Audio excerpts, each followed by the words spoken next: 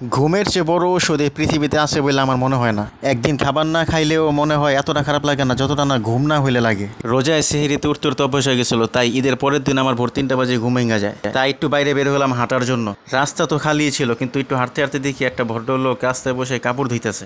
আরেক চাচা চাচির সাথে ঝগড়া করে নদীর পাড়ে এসে বিড়ি টানতেছে। আজকে ঈদের দ্বিতীয় দিন। এখন বাজে ভোর কয়টা?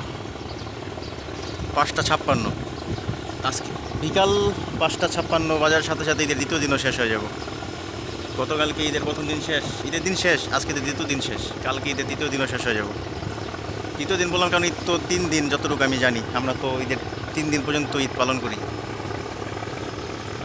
ঈদের সময়টাই ভালো লাগে। কোনো সমুদ্রের ঢেউ ভেবে ভুল করবেন না, এটা আমাদের বুড়িগঙ্গা নদীর সকালের ঢেউ।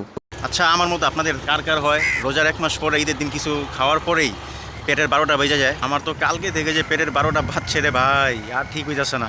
কখন যে ঠিক হয়ে আল্লাহ খোদাই জানে। রমজানের আগে বলতেছিলাম রমজান আস্তে আস্তে রমজান এসে চলে গেল। রমজানে বলতেছিলাম ঈদ আস্তে আস্তে ঈদও চলে গেল। আর কিছুদিন পরে দেখুন কোরবানির ঈদ আইসা, কোরবানির ঈদও চলে যাব। সময় বাঘের চেয়ে বেশি স্পিডে দৌড়াইতেছে এখন।